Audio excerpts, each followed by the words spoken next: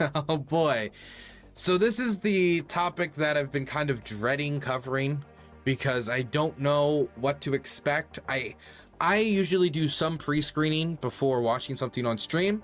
I've done no pre-screening for this. I'm going in completely raw, no knowledge of what I'm going to see. Now, Tucker Carlson decided to interview Aleksandr Dugin, one of Russia's most well-known fascists in the West. And when I say fascist, I don't mean that as in, oh, like he's not a communist, or oh, he's not like a liberal of the Obama style, or oh, what I mean is that he wants an authoritarian dictatorship. He is somebody who wants an empire, somebody who is openly allied with fascists, worked with fascists, has been members of fascist parties. Like, he is a fascist in the style of fascism, which is most commonly seen goose stepping in front of any presidential office. Okay, so I don't try to use the word fascist lightly. He is a fascist, and Tucker Carlson decided to bring him on. Now, I'm not against interviewing fascists at all. I think you can talk to people like fascists if you do it responsibly. You can interview Aleksandr Dugin and do it well. You can even interview Vladimir Putin and do it well. There was an Austrian journalist that did much better than Tucker Carlson did. And there have been other journalists that have caused Aleksandr Dugin in a huff and a puff to walk out because the questions were too tough on him and he didn't want to answer those difficult questions. But I do not expect that from Tucker Carlson. Now, there's so much you can dig into on Aleksandr Dugin. You can have him talk about, for example, his book, The Foundations of Geopolitics, where he says that parts of Mongolia and China belong to Russia. Finland belongs to Russia. Estonia, Latvia, and Lithuania belong to Russia. Moldova belongs to Russia. Ukraine, of course, could you believe it, belongs to Russia. Belarus belongs to Russia. All these different countries belong to Russia. Now, this is something that obviously is a belief, if pursued to its logical end, will inevitably lead to war. And so that's something you could probably confront him with as a warmonger, especially since he's been cheerleading this war since the start. Both him and his daughter, before his daughter went, well, kaput. Well, it was less a kaput and more of a, but, you know, when his daughter died. And so there's so many angles you could go after Dugin with. You could go after Dugin in the way he operates in a kind of post-truth world, where he's like, well, this is my truth and that's your truth. And he can disregard some basic facts if it does not correlate with his ideology. Immoral, morally corrupt, bankrupt man. Hey, Aries, thank you so much for the gifted tier 1 sub. I appreciate that, buddy. You could go after his Russian chauvinism. You can go after him writing that, you know, we want to take over all this land of all these countries. You could go after him writing in the Foundation of Geopolitics, calling for a race war in the United States. I do not kid.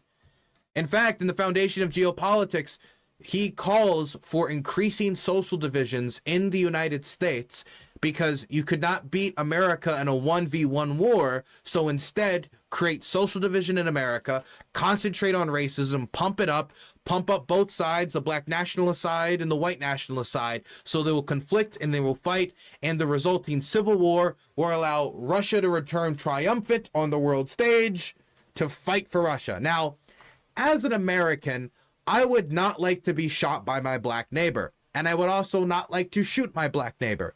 I don't think that would be what I would refer to as a chill time. So if I was going to interview Aleksandr Dugin, I'd be like, hey, why do you want me to shoot my neighbor? I think that's bad. And as an American, why should any of us think you have the best interests of us at heart if you want us to all kill each other? Now, do you think Tucker Carlson approached this with, you know, Dugin is like, hey, I read some of the excerpts from the books that made you popular in the 90s. The same book that's taught in the Russian military academy. Or do you think it's going to be a bunch of philosophical mumbo jumbo? I haven't watched it in advance, but after seeing the Putin interview and considering that this interview is only about 20 minutes, I think it's probably going to be a bunch of philosophical mumbo jumbo. Considering Tucker Carlson could not give a a confrontational interview to the guy who said that he smoked crack and blew Barack Obama while providing no evidence, if he can't even follow up on that low-level stuff that should be in like the worst corner of YouTube or maybe some niche conspiracy theory message boards, then how is he going to deal with somebody as slippery as Dugin? Well, I guess we're going to find out. Let's watch. A 62-year-old Aleksandr Dugin is... Okay, here's my prediction. 1, philosophical mumbo jumbo. 2, a lot of pity partying over the death of his daughter. This is the only 2 things I can predict. I can't say what else is going to be here, but I think those are going to be the 2 big things. Oh, and fighting of the moral degeneracy within the philosophical mumbo jumbo. Is a 62-year-old Russian academic philosopher. He spent his life in Moscow. He was an anti-Soviet dissident as a young man. And now he is famous the world over, in the English language press anyway, as, quote, Putin's brain. Is that really all we're going to throw out there for his like history? Can we just... Aleksandr Dugin. Do you guys know about the Nazbols? You know, they're like, oh, we like the worst parts of both communism and Nazism, and we're going to put them together. Well, he was a Nazbol. And when I say a Nazbol, I don't mean like, oh, like, what do you mean? He's like some LaRoucheite or... No, I mean that this National Bolshevik idea, this, like the party that people talk about when modern National Bolshevism comes up, that's the party. This party right here. This was, see right there, founders. Edward Livanov, Aleksandr Dugin, right there. There's their flag. And you introduce him as just an anti-Soviet dissident. Yeah, he was an anti-Soviet dissident, that is true. But he wasn't an anti-Soviet dissident because he's like, I love freedom. He was an anti-Soviet dissident because he just wanted to take authoritarianism in a different direction. Just, you know, just something that I think is of import to note. Look at all these lovely fellows. I'm sure they want to have nice conversations about, you know, children's tax credits. But he is not a political figure here in Russia. He is, once again, a philosopher. And his... That's kind of disingenuous because he helped founded a political party. But, I mean, I guess the line is blurred with him. I think he's a philosopher and a politician. I think you could say both. Ideas are deeply offensive to some people. In August of 2022, his only daughter was murdered in Moscow when a car bomb killed her.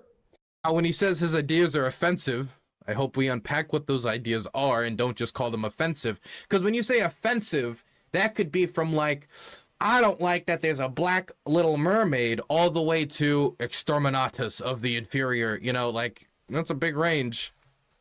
U.S. intelligence says she was murdered by the Ukrainian government, and we take that at face value.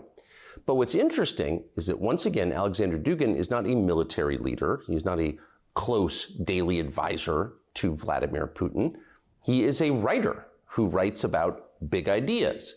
And for this, his books have been banned by the Biden administration in the United States. You cannot buy them on Amazon, banning books in the United States because the ideas inside are too dangerous. He's often described, again, in the English language press as... You can get the foundations of geopolitics pretty easily in the United States.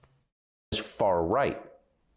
We'll let you assess. But we wanted to talk to him about some of his ideas, these ideas that are so dangerous that his only daughter was murdered over them, and his book's been banned in the United States. And so we're happy to have him join us now. Mr. Dugin. Now, if you were going to talk about this, if you were to interview him honestly to try to get to the idea about why people would want to murder him or his daughter, when many people suspect that the target wasn't his daughter, the target was him, you would have to read his work, listen to his ideas, talk to his ideas outside of just what he presents, but what he said in the past to Russian audiences, but not American audiences. Because if he writes in his book, let's cause a civil war in America, but then comes to the Americans and says, la-di-da, yes, I don't like the woke too. Like, you gotta approach that. You can't just, he's rolling you as the ignorant foreigner, right? As you're the Yankee who's not going to do his research anyway. So just, I mean, this is the type of work he's doing with Caleb Maupin. Why do you think he works with people like Caleb Maupin? or like the American political fringe? Do you think it's because he wants like all these people he like completely ideologically agrees with? Do you think it's because he wants to increase the division? In fact, what do you think? What do you make of the fact that Aleksandr Dugin wants to go on Tucker Carlson to make this type of content? Do you think he sees this in part as a tool to create political division? I don't know. It's speculation. Point is, though, if you want to get to the bottom of this question as to why someone would want Dugin dead, you're going to have to ask hard questions and not just let him present to you from his perspective, tailor-made for your audience to make him look good, what his views are and what he believes in and what he promulgates. Because if all you know about his past is that he was an anti-Soviet dissident, I mean, that's not much. And that certainly isn't going to paint the picture that many people think when they hear those words. And thank you very much. Thank you. Thank you for inviting me and welcome to Moscow. Of course, thank you. So we were talking off camera. Actually, we were having a conversation that we were not going to film, just interested to meet you. But what you said was so interesting that we got a couple of cameras and put this together. And my question to you was, what do you think is happening in the English language countries? And I said, all of them, United States, Canada, Great Britain, New Zealand, Australia, all at once decided to seemed to turn against themselves. And you had this great turmoil, and some of the behaviors seem very self-destructive. And where do you think, as an observer, that comes from? So I could just suggest... Okay, so his opening question is, the West is self-destructive, explain its self-destructive behavior, explain the flaws in the West. That's his opening question? Okay. Express my reading of that. It demands a little patience. So I think that everything started with individualism. So individualism, that was a wrong understanding of the human nature, of the nature of man. When you identify individualism with the man, with the human nature, you cut all the relations. By the way, can we get into any of the mysticism? Because Tucker recently has talked about like UFO sightings as spirits that have like haunted the land. So if we could get into like Dugin's more mystical stuff, we could have a real great moment here where they're both talking about how really like the West doesn't have, like they've lost the goblin spirit that has like protected them for so long because they haven't pleased the troll god. Like that's the stuff I want to hear. No, but they're both like, apparently both Tucker and Dugin is really in the mysticism. To everything else. So you have very special idea of the subject, philosophical subject, as individual. And everything started in the Anglo-Saxon world with Protestantism. Hey, sorry, I gotta do my bingo card. He said Anglo-Saxon. Dugin loves the word Anglo-Saxon. We're gonna mark that a lot. By the way, if you hear like people like Haas, Infrared, and others like use the word Anglo-Saxon a lot, it's a lot from this guy. They're just kind of catchword. They're just taking these words and throwing them out again. Form, and with nominalism, before that nominalist attitude that there are no ideas, only things, only individual things. So individual, it was the key and is still key concept that was put in the center of liberal ideology. And liberalism, as in my reading, it is a kind of historical and cultural and political and philosophical process of liberation of individual, of any kind of collective identity, collective or that transcends individual. And that started with refuse of Catholic Church as collective identity, of empire, Western Empire as collective identity. After that, it was a revolt against a national state as collective identity in favor of purely civil society. After that, there was a big fight of the 20th century between liberalism, communism, and fascism, and liberalism has won once more. Yes. So, and after the fall of the Soviet Union, there was only liberalism. And Francis Fukuyama has pointed out correctly that there are no more any ideologies except of liberalism. And liberalism, that was liberation of this individual from any kind of collective identity. There were only two. That's not what liberalism isn't. Just the I don't know. Liberalism has ever been described to me as throwing off any collective identity, because we all live in liberal societies with a lot of collective identities, either state or regional identities, national identities, religious identities.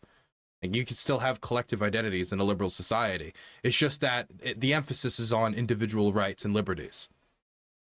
Collective identities to liberate from gender identity, because it is collective identity. You are man or woman collectively, so you could not be alone. Why is this the stuff he's discussing with Dugin? To be clear, Dugin is a hardcore Russian chauvinist who believes that Russia should rebuild an empire, conquering many lands that is well within NATO protection, which would mean a direct war with the United States, has been promoting civil war in the United States, wants to cause political division in America.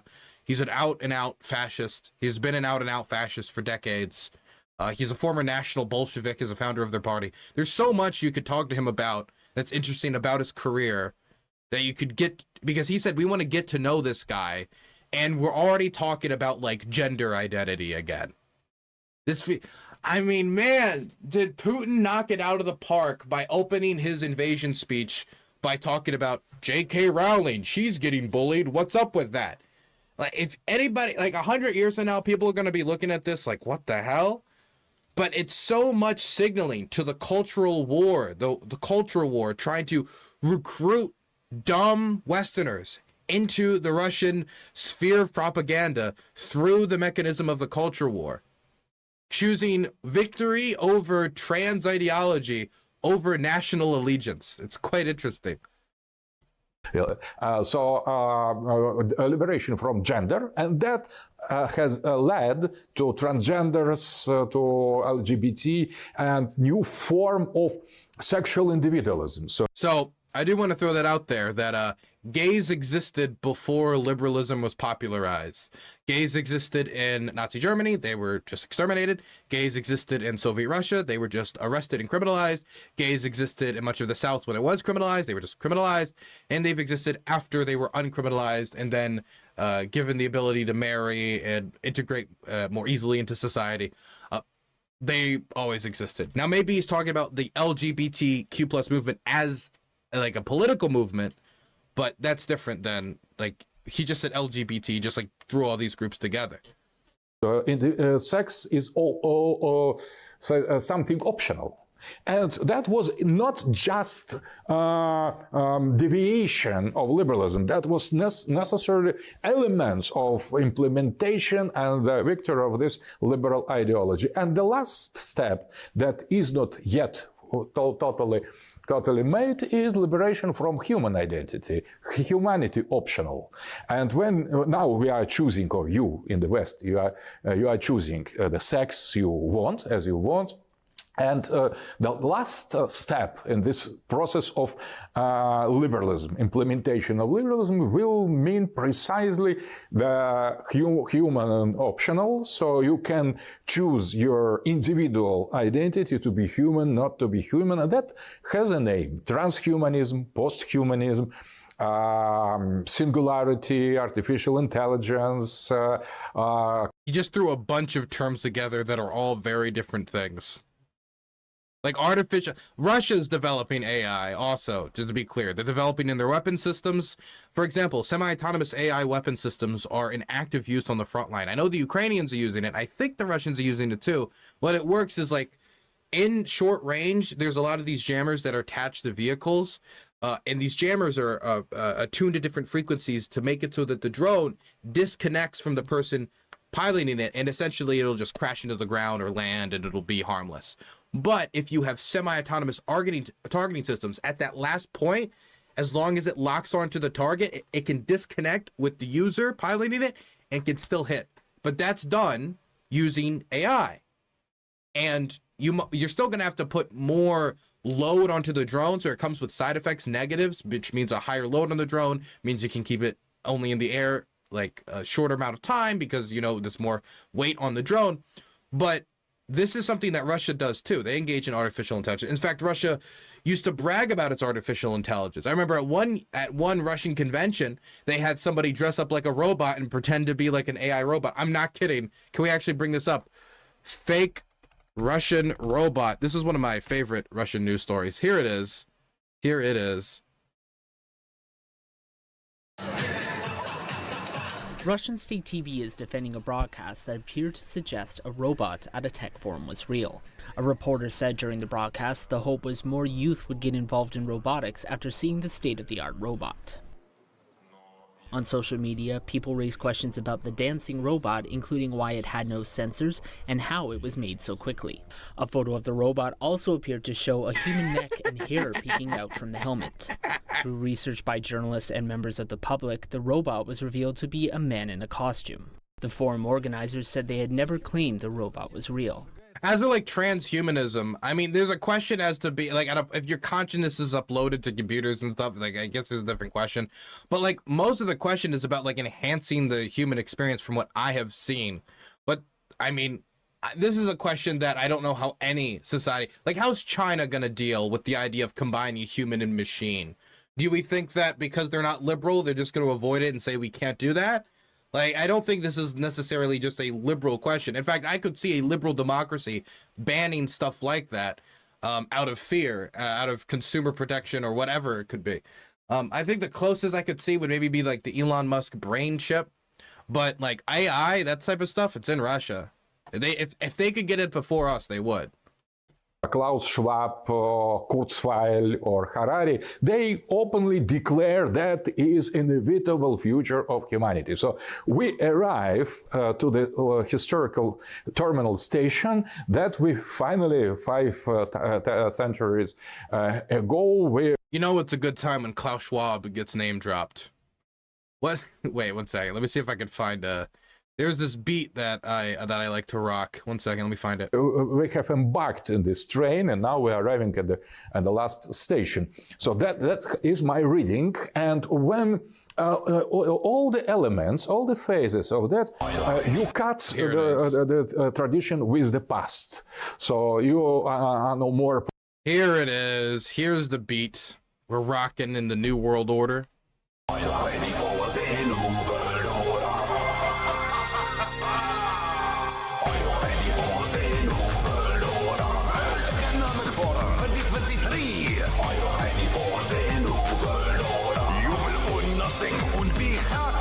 You will eat the bugs. Sorry. Man, why they gotta make them look so cool? So, okay, going back to this. Protestant, you are secular, atheist, materialist. You are no more national state that served to liberate from empire. And now a national state becomes, at its turn, obstacle. You are liberating from national state.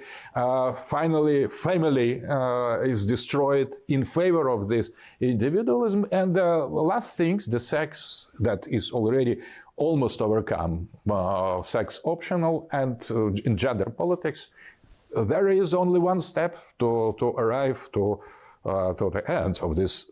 Why would the next step be we're no longer human? And also, if you start like when you talk about transhumanism, are we talking about like brain chips? Like I would imagine that like it's still human. It would just be a different type of human if you can connect yourself to some grand neural network.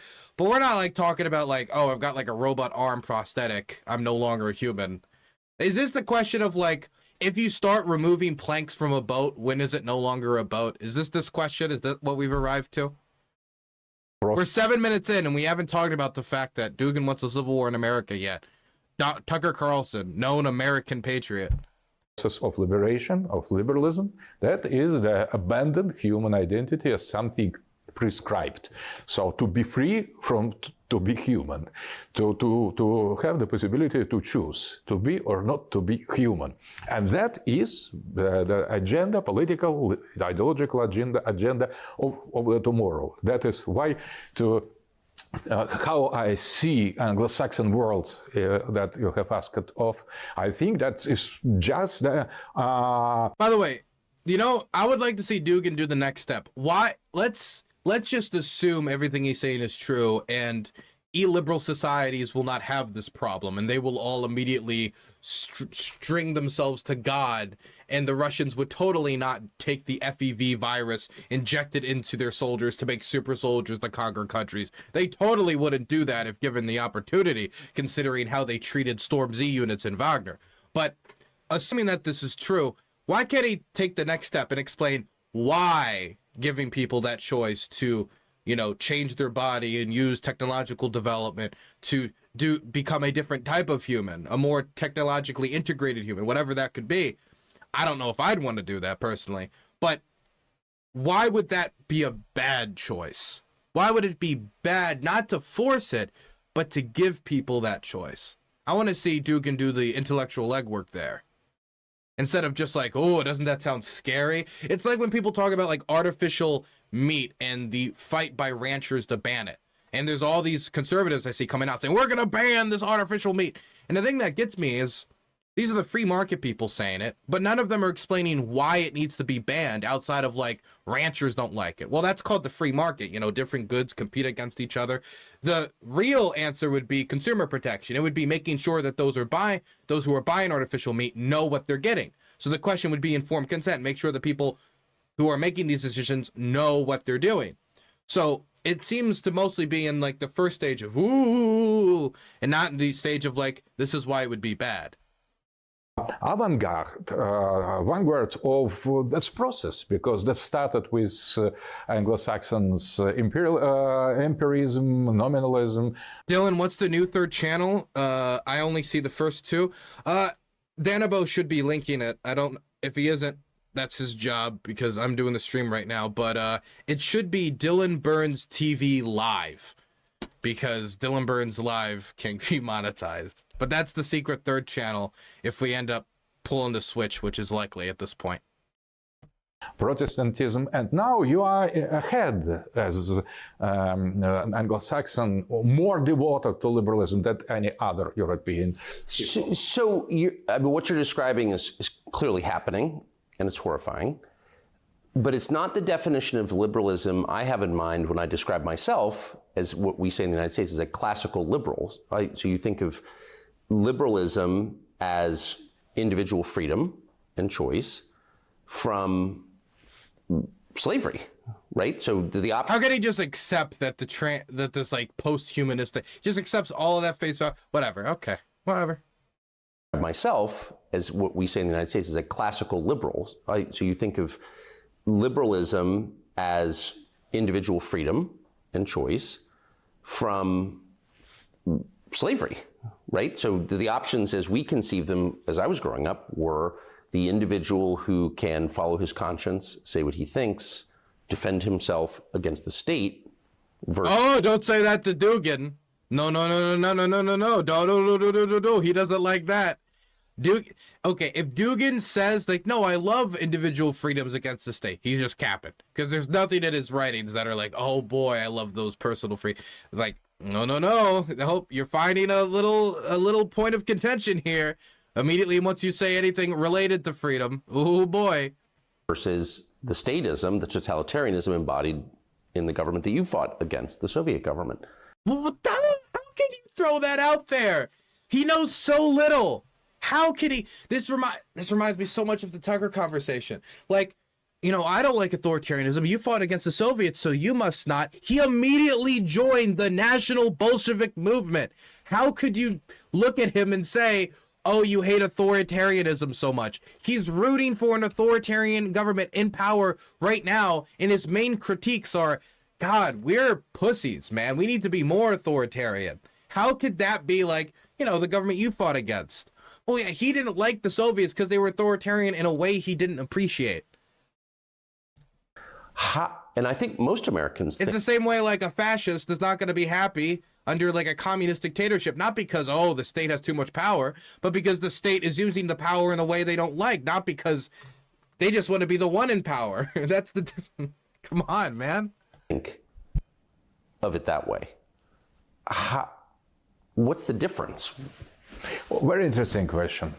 I think that is the problem is in two definitions of liberalism. There is old liberalism, classical liberalism, yes, and new liberalism. So classical liberalism was in favor of democracy. Democracy understood as the power of majority, of consensus, of individual freedom that should be combined somehow with the freedom of other.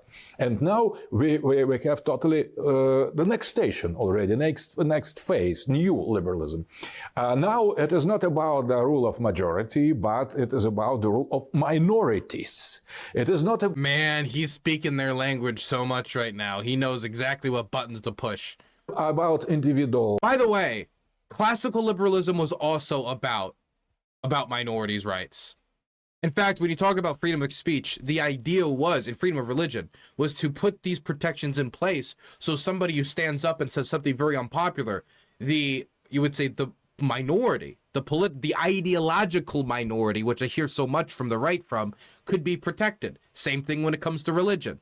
Same thing when it comes to freedom of demonstration, freedom of the press, all of this. Like, there are protections in place for minorities. Now, there isn't, like, it shouldn't be like the gays have level 5 protection from police while black people have level 2. I don't think there should be like difference. But the basic idea that minorities should be protected, this is something that's been around with liberalism for a very long time. Of minorities. It is not about individual freedom, but it is about wokeism. He's just in there to speak his language. Tucker Carlson is getting his pockets rolled right now, his intellectual pockets. He's having the shoes taken off of his feet. He's going to walk out of there with Tucker Carlson's dress shoes in his right hand, man. He's just like, oh no, it's different now. Freedom used to be cool and based, but now it's woke and cringe and gay. Come on. So you should be so individualistic that you should criticize not only the state, but individual, the old understanding of individual. So you are invited to liberate yourself from individuality, to go further in that direction. So he's having so much fun with this guy, isn't he? I have spoken once with Fukuyama, Francis Fukuyama, on TV, and he has said before democracy has meant the rule of majority, and now it is about the rule of minorities against majority, because it has always been like that. I don't know how you speak about democracy and miss that. Like a big part of it has always been checks and balances in place to protect the individual, which also includes individual minorities who would, in other systems, be prosecuted by the majority, i.e., we are the majority, your opinion is bad, we think your opinion is awful, your religion's awful, so we're going to ban it. That goes against the values of American democracy, or the democracy that we have conceived of the liberal democracy that has been popularized in the world, of freedom of expression, freedom of religion. Like, this is like a big thing to miss. Like, there's been moments of hypocrisy against those principles, or I mean long moments of hypocrisy, decades of hypocrisy on these issues, but the idea that democracies are supposed to protect minority rights is nothing new. Now, if it's a question of like choosing the minority over the majority, but he's not saying that, he's just saying protecting the minority from the majority, which, I mean, that's what freedom of expression is all about. Majority could choose Hitler or Putin, so we need to be very careful with majority, and majority should be taken under control, and minorities should rule over majority. Majority, it is not democracy, it's already totalitarianism, and now we are not about defense of the individual freedom, but about prescription to be woke. A wokeocracy, if you will. To be modern, to be progressive. It is not your... I'm a wokenocrat, actually. A wokenocrat, like a technocrat, but woke. It's not your right to be or not to be progressive. It is your duty to be progressive, to follow this agenda. So you... I don't is this like, is he just talking about certain, like in the progressive movement, they want people to be progressive. In the conservative movement, they want people to be conservative. And it's your duty to be a good conservative, like within these movements. But that's because they're political movements. The state is not forcing you to be like a Bernie Sanders supporter. If you want to be a conservative in the United States, you can go in the middle of like nowhere in Oklahoma and have your farm with your wife and your 17 blonde-haired kids with blue eyes. If you want to do that, you can go do that. Free to be a left liberal. You are no more is free enough to be right liberal. You should be a left liberal. And you can be a right liberal in the United States. It's perfectly legal to be a right liberal. Like there's nothing stopping you. that is a kind of duty. It is prescription. So liberalism fought during its history against any kind of prescription. We're 11 minutes into this. There's 9 minutes left, and we haven't talked anything of Dugin's substantial writings and contributions to philosophy, his geopolitical writings, his position on geopolitics, his position on the Russian government, his personal positions on democracy, as in why he's not pro-democracy, which I feel like with all these critiques of democracy, you should maybe be like, so you don't like democracy, so what are you in favor? Like confront that. I want Tucker Carlson to come out there and be like, oh yeah, democracy's not. Like, if you want to talk about this, just talk about, go a little deeper than just having him basically call democracy woke for 20 minutes. Because that's what all this has been. It's been 11 minutes of him calling democracy woke. I could have gotten this from 1 minute from Jordan Peterson. And now the only difference is a funny accent and a funny look. It, at its turn, became totalitarian, prescriptive, not free as it was in some. And do you believe that was inevitable? That process that was always going to happen? I think that is. I perceive here a kind of logic. So a kind of logic that is not just perversion or deviation. You start with one thing, you want to liberate individual. When you arrive at the point when it is possible, it is realized, so you need to go further. So, and you start to liberate yourselves from this time from old understanding of individual in favor of more progressive concepts. So you could not stop here. That is my vision. So if you say, oh, I prefer old liberalism, they would say, the progressives, they would say, it is not about old liberalism, it is about fascism. You are defender of traditionalism, conservatism, fascism. So stop here. Either be progressive liberal or you are done, or we will. So he's saying that within one political movement, they want you to join that movement. If you don't, you're bad. This is some great revolutionary. I mean, there are people within the progressive movement that if you take a slightly conservative viewpoint, they'll freak out and call you a fascist.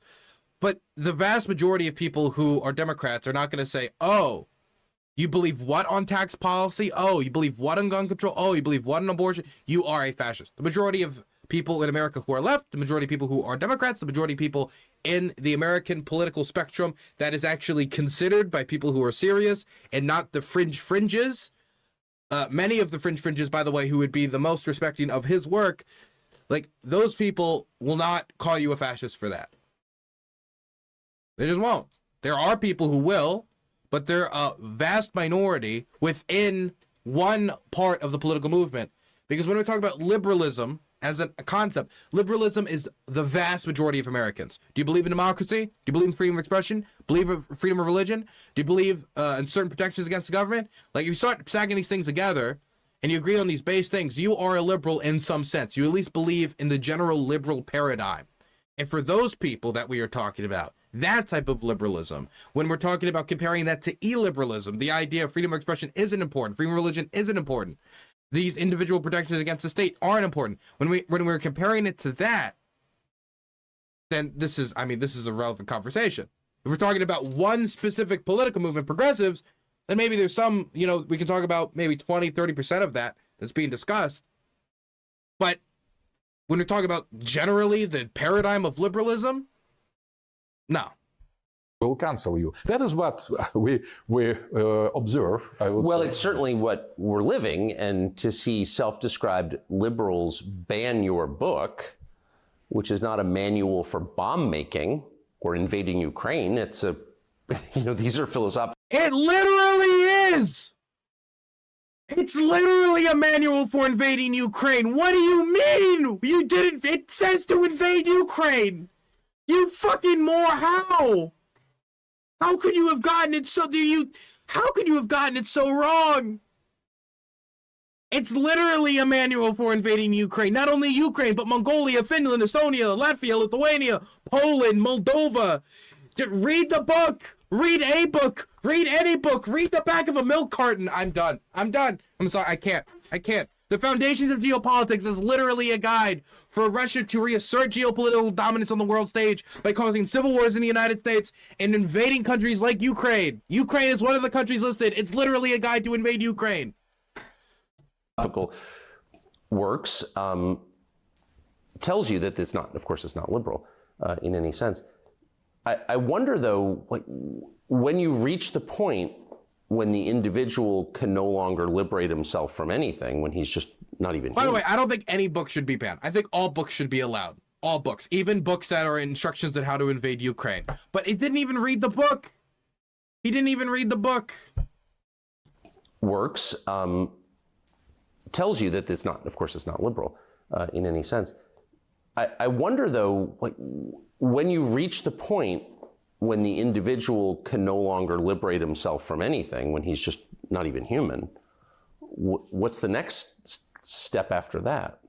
That is described in the pictures, American pictures, films, in many ways. So I think that that all the science fictions, almost all of the 19th century, were realized in the reality in the 20s. So there is nothing more realistic than science fiction. And if you consider Matrix or Terminator, you have so many more or less coinciding version of the future with the post-human or human optional situation or artificial intelligence. Hollywood has made many films. I think they portray. By the way, I was looking into this because I was like, banning Aleksandr Dugin's book, that can't be legal. What happened is Amazon banned the book. It's not banned in America. He thinks that Amazon's saying they don't want to carry his books anymore, which call for like starting a race war in America and all this other them not carrying it. That's like, that shows the fascism, because Amazon, one company, one bookseller, you can go buy from thrift books, you can go buy from other online booksellers, in-person booksellers, but because one bookseller, Jeff Bezos's company, doesn't want to do it. Okay, gotcha. Correctly, reality of the close future. So, for example, if we consider the man, the human nature, as a kind of rational animals, so you could now, with our technology, you could produce them. So you could create rational animals or combine them or construct them. And artificial intelligence, strong artificial intelligence, neural network, plus huge data. But the thing is, this would maybe be slightly convincing to me if not every single geopolitical powerhouse that is illiberal isn't always heavily investing into AI, trying to get the edge in AI. Database, it is a kind of king of the world, I would say, that could not only manipulate, but create realities, because the realities are just images, just. Dude, he could give like a 1 hour speech about like VR chat is the precipice of liberal degeneracy gone run amok. Sensations, just feelings. So I think that post-humanist futurism is a kind of not only realistical description of the very possible and probable future, but as well a kind of political manifest. So it is not, that is kind of visual thinking. And the fact that you have no bright traditional future described in the films. I don't know any movie of the future in the West made about return to traditional life, the prosperity, the families with many children. Everything is quite in shadow, quite black. So if you're used to paint everything black, and the future especially, so this black future once arrives. And I think that is the fact, the same fact that we have no other By the way, option. it's quite literally not a fact. It was a hypothetical. Whatever. Either Matrix or artificial intelligence or something, or a Terminator. So the choice is already outside of the limits of humanity, and that is not. And none of this is talking about. There's a question about Putin at the end, but it's just a question about the ideological divide between the West and Russia. So it doesn't seem like it's a confrontation of him on his authoritarianism, his fascism. It doesn't look like it's a confrontation with him on, his beliefs, his ideology, when it comes to, the fascism or his anti-democratic principles or his beliefs about invading countries, which countries belong to Russia, his weird beliefs about Russia's unique geographic position in the world, making it special, meaning it deserves empire. Like, none of these things were confronted. All the thing he said, let's talk about why Aleksandr Dugin is banned, and then spent 15 minutes talking about wokeism. The reason why Amazon took the books of Aleksandr Dugin off their market isn't because he talked about like wokeism. It was because he advocated for war and conquest during a brutal war where mass graves are being found, and Amazon didn't want to relate with that. Definitely since he's a big supporter of the country filling the mass graves. That's why those books were banned. But he even didn't know about what the books in question were about, because when he said these books weren't about like invading Ukraine, some of them were about invading Ukraine. Some of them were advocating for invading Ukraine and conquering Ukraine and confronting the West in this manner. Some of them were 100% meant for that. And but he hasn't read The Foundations of Geopolitics. He hasn't read any of his other works. He hasn't read anything of Dugin. He just heard Dugin is controversial. Dugin isn't liked by the West. Dugin says he hates the woke, so let's bring Dugin on and we'll have him rail against the woke. He didn't dig at all into the topics that make Dugin a controversial figure actually within Ukraine, within Eastern Europe, within the West. He didn't get into any of the details of what he has written in his works.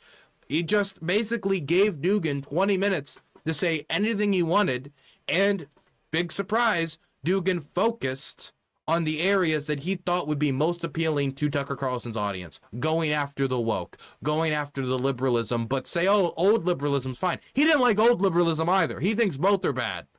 He thinks all liberalism is bad. This is worse than a pathetic interview. This is just the Aleksandr Dugin hour. Just he can put out whatever he wants, no pressure, no critique, nothing. This is not an interview. This is a glazing session. And to hear somebody who was the #1 name in news just like a year and a half ago glaze Aleksandr Dugin for 20 minutes on his podcast with no pushback, I think it shows that the fact this guy could get as far as he did in media is in and of itself a condemnation of the American political news media space.